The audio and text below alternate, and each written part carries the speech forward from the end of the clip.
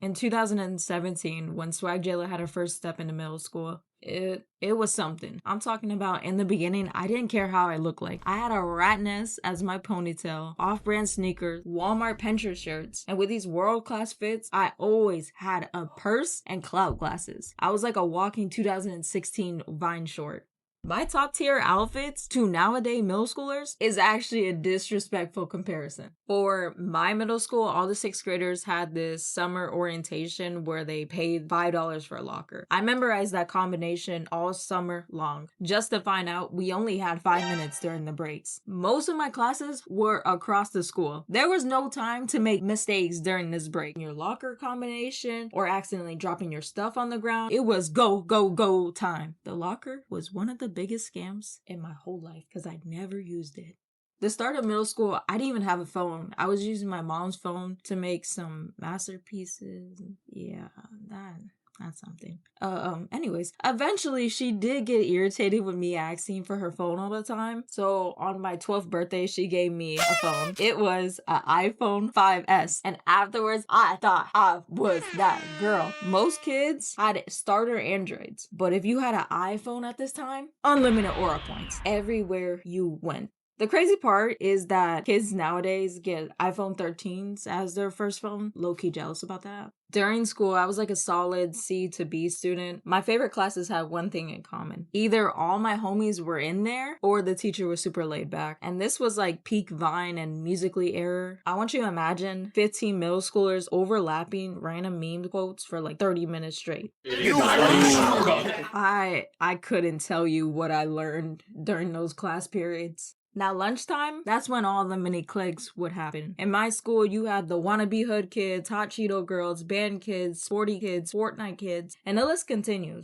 High school movies wasn't lying to a point, I guess. Don't quote me on that. You're probably asking, where did I fit in this scenario? Man, I was everywhere. Depending who I was around, I just blended in. I was like basically a chameleon in a sort of way. But honestly, middle school is just everyone trying to figure themselves out at the same time. Middle school beef might be the most necessary plot twist. The school wasn't crazy. We had a fight maybe like 3 to 5 months, but we documented like historians. Like people would beef about stuff that happened during 4th grade still. And I read old text messages back then. I was talking crazy. Like there's a situation where I was pressing this female knowing I was like 4'11", and she was a cool foot taller than me. And the funniest part of that whole scene, just like how the day ends, is also how the beef ends. Everyone posts each other on social media talking about how it's sunshine and rainbows. Middle school makes everything feel bigger than it actually is. I wasn't really in any clubs or sports teams. Kind of disappointing. Anyways, I did join News Crew though. Let me explain. The start of the video, I explained I was a floater, which in hindsight means I'm a social butterfly. And with a lot of people explaining me, I was very loud in middle school. One day, one of my friends suggested I join News Crew with them. And I thought I would be fine because I am social, right? There was a main problem. I hated reading out loud. I would hate when the teacher would do popcorn reading. Jayla, I need you to read page 12 for us. Are we serious? The main benefit from joining News Crew was I got to skip the beginning of first period, which my teacher got annoyed each time I would walk in the class cheesing. I didn't care. Sorry. But I had a full-time job in the morning. I'm talking about straight out the bus, running the clock in to my 9 to 5. Wait. Where are you going again? I got work to do. Bills need to get paid somehow. Food needs to be on the table.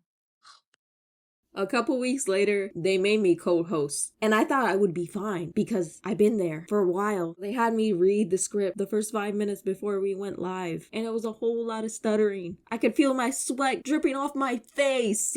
If it was pre-recorded, this would have been a completely different story. But it was live stream. I'm talking about teleprompter, rolling, whole school watching, all your homies and the baddies watching you. Today the sun will be out. Very, very sunny 2 days. Today's lunch menu, mozzarella sticks with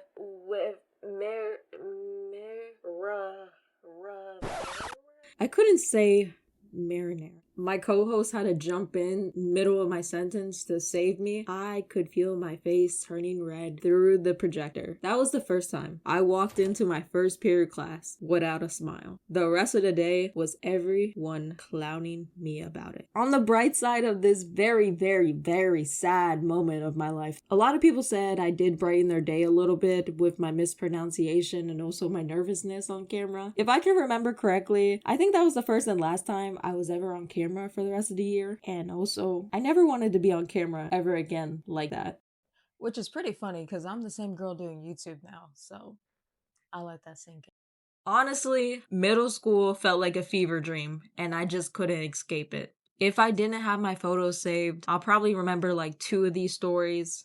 I'm supposed to give like a inspiring end quote, though. I guess I'll say, don't take everything in middle school so seriously because everyone's just trying to figure themselves out. It's just very, very loud. So do what you must with that advice. So, yeah.